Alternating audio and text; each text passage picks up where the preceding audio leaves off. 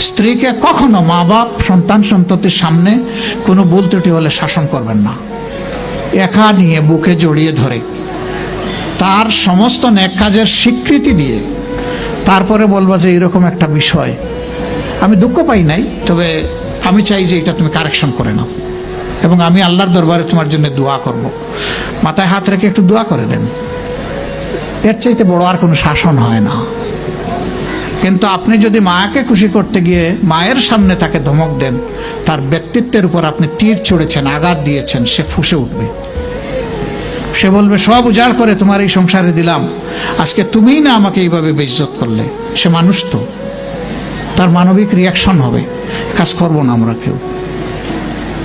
আমাদের জীবনের অংশ, আমাদের হাড়ের অংশ, আমাদের কলিজার অংশকে আমরা সেইভাবে সম্মান দিব ইনশাআল্লাহ।